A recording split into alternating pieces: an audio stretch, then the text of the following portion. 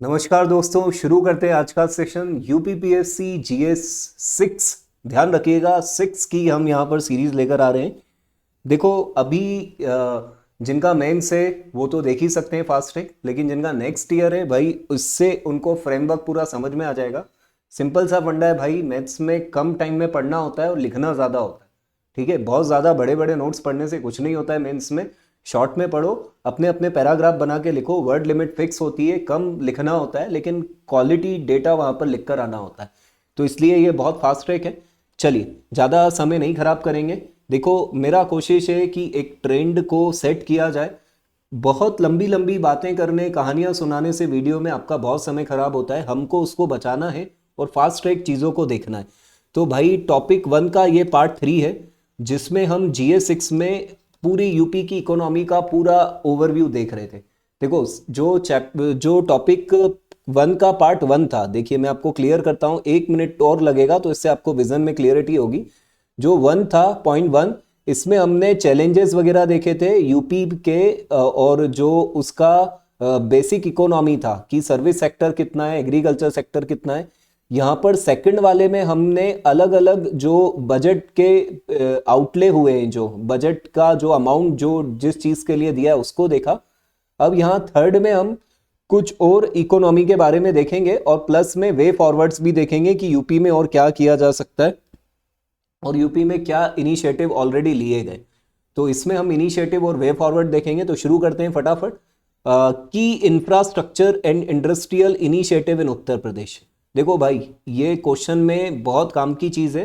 इसमें हम 3 मेन चीजों को कवर करेंगे। Number 1, IT and electronic sector में क्या इनिशिएटिव लिए हैं उत्तर प्रदेश ने रिसेंट में, और डिफेंस इंडस्ट्रियल कॉरिडोर करके एक इनिशिएटिव लिया गया है, ये बहुत बड़ा इनिशिएटिव है। और तीसरी चीज हम digital governance in construction sector को भी ध्यान देंगे।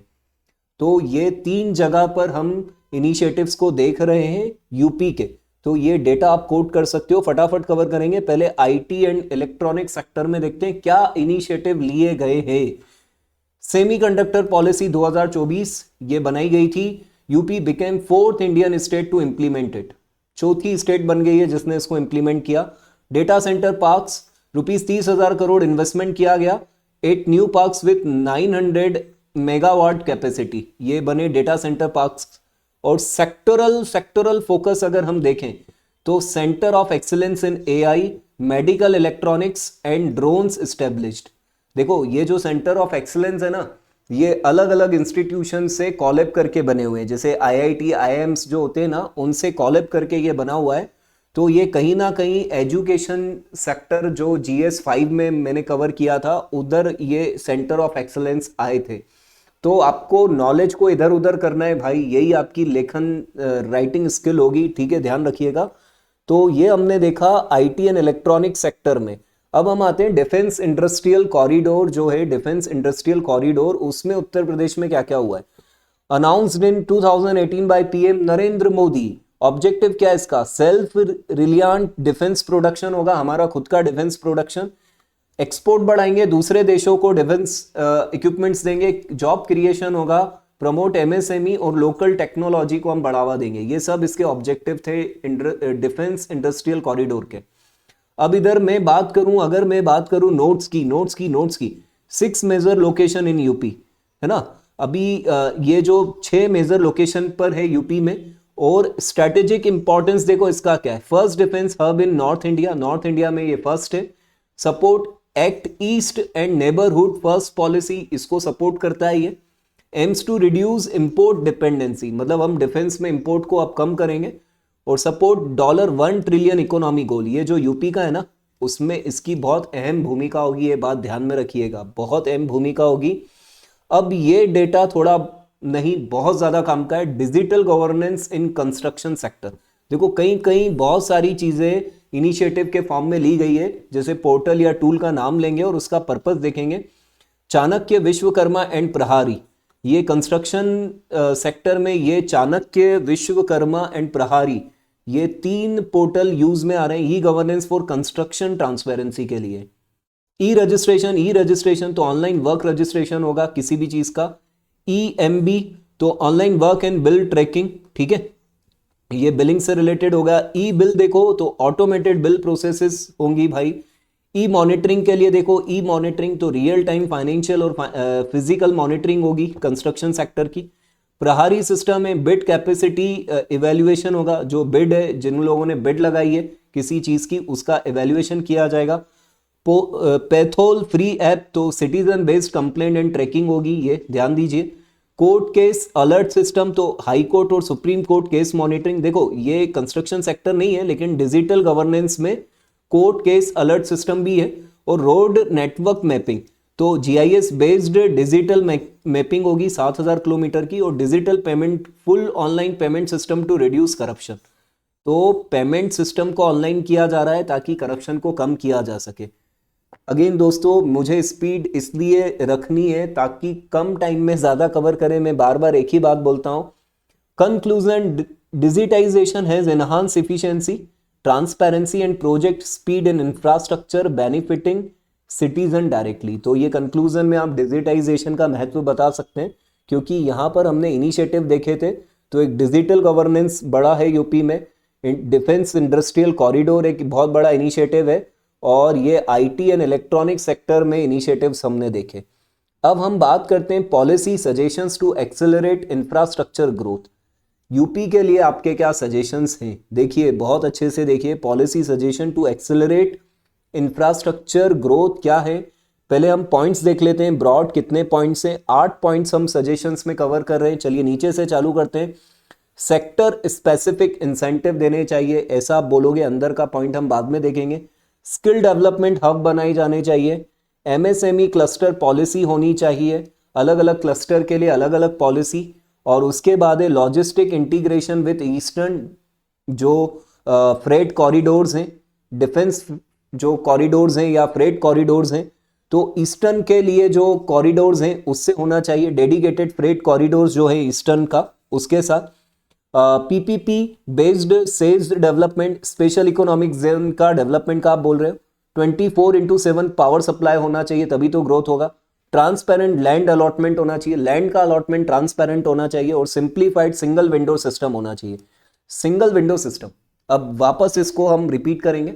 सिंगल विंडो सिस्टम की कहानी है, एक ही विंडो पे सारी फैसिलिटी मिल जाए। आप एक वेबसाइट पे जाओ या एक ऑफिस में जाओ या एक पोर्टल पे जाओ, वहां पर सब कुछ आपका एक साथ हो जाना चाहिए। तो इसमें एग्जांपल में आप देख सकते हो, Nivesh Mitra portal, access to 300+ services across 20+ department. मतलब निवेश मित्र पोर्टल एक ऐसा है जहां पर कोई भी बंदा जाएगा तो उसको इतनी सारी सर्विसेज एक साथ मिलने वाली है। तो इस तरीके से और पोर्टल्स गवर्नमेंट को डेवलप करने चाहिए अलग अलग सेक्टर के लिए। ट्रांसपेरेंट लैंड अलॉटमेंट होना चाहिए, ये आप उनको सजेशन दे रहे हैं। क्वेश्चन में आपको सजेशन देना है कि इकोनॉमी का डेवलपमेंट आप और कैसे बढ़ा सकते हो यूपी में। तो यूपी में land bank portal, GIS based mapping of available land, ये सब होना चाहिए, बिल्कुल ध्यान दीजिए। 24/7 पावर सप्लाई, मतलब अभी नहीं है, इसको होना चाहिए। तो 700 मेगावाट सोलर पार्क्स इन झांसी और जलाऊ है, तो link with green energy corridor, इनको लिंक कर देना चाहिए। जो अवेलेबल चीज है उसको लिंक कर देना चाहिए। पब्लिक प्राइवेट पार्टनरशिप और स्पेशल इकोनॉमिक जोन का डेवलपमेंट होना चाहिए। तो जैसे नोएडा का सेज है, आगरा इंडस्ट्रियल एस्टेट है, ऐसे और भी कई सारे होने चाहिए। Logistic integration with eastern dedicated freight corridor, तो Kanpur, Prayagraj, Mirzapur emerging logistic hubs, ये बन रहे हैं लॉजिस्टिक हब्स, तो इनका इंटीग्रेशन होना चाहिए। एमएसएमई क्लस्टर पॉलिसी, जैसे भदोही है कारपेट के लिए, मोरादाबाद है ब्रास के लिए, फिरोजाबाद है ग्लास के लिए। Tech and e commerce support, इधर टेक्नोलॉजी और ई कॉमर्स सपोर्ट ज्यादा होना चाहिए। मतलब एमएसएमई क्लस्टर पॉलिसी में ये अलग अलग क्लस्टर है, जैसे भदोही कारपेट है, ये प्रेजेंट में है वहां पर, मोरादाबाद में ब्रास है और फिरोजाबाद में ग्लास है, ये क्लस्टर बने हुए, लेकिन इनकी पॉलिसी में आपको टेक्निकल और ई कॉमर्स सपोर्ट को घुसा देना चाहिए। ये हम यहाँ पर सजेशन दे रहे हैं। स्किल डेवलपमेंट हब्स, तो जैसे Kaushal Satrang scheme for industry ready youth, मतलब इस तरीके से और स्कीम्स को लगाना चाहिए। सेक्टर स्पेसिफिक इंसेंटिव बोले तो AI, biotech, defence, electronics, focus on Noida, EMC, Lucknow biotech park, ये उसके एग्जाम्पल हो गए। तो जिस तरीके से सेक्टर स्पेसिफिक इंसेंटिव्स हैं, मतलब सेक्टर स्पेसिफिक इंसेंटिव्स को बढ़ावा दिया जाना चाहिए। तो कंक्लूजन पर आते हैं दोस्तों।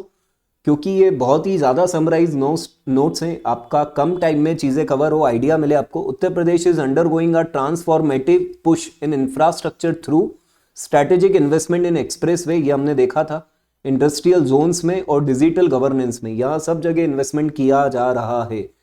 फिर भी कुछ चैलेंजेस हैं, जैसे स्लो इम्प्लीमेंटेशन हो रहा है ओवरऑल चीज़ों का, लैंड एक्विजिशन में हर्डल्स हैं, रिसोर्स कॉन्स्टेंट्स हैं और इन्वायरमेंटल कंसर्न्स हैं। तो ये सारी समस्याएं बनी हुई हैं, और लेकिन हमें वे फॉरवर्ड यही है भाई कि एक होलिस्टिक, पार्टिसिपेटरी और ट्रांसपेरेंट अप्रोच होनी चाहिए जो सस्टेनेबल और इंक्लूसिव डेवलपमेंट को बढ़ावा दे। कंक्लूजन थोड़ा स्ट्रांग होना चाहिए, सस्टेनेबल इंक्लूसिव डेवलपमेंट को बढ़ावा दे, और यही वे फॉरवर्ड है। ऐसी होलिस्टिक, पार्टिसिपेटरी और ट्रांसपेरेंट अप्रोच को आपको बनाना है जो सस्टेनेबल और इंक्लूसिव डेवलपमेंट को बढ़ावा दे। तो दोस्तों, इस वाले पार्ट 3 में हमने यहाँ पर चैलेंजेस को नहीं देखा, जो इनिशिएटिव लिए गए उनको देखा, और उसके अलावा जो आपके नज़रिए से एक्सेलरेट करने के लिए सजेशंस हैं या वे फॉरवर्ड है, उसको हमने यहाँ पर कवर किया। तो ये हमारा टॉपिक 1 हम फिनिश करते हैं। चलिए दोस्तों।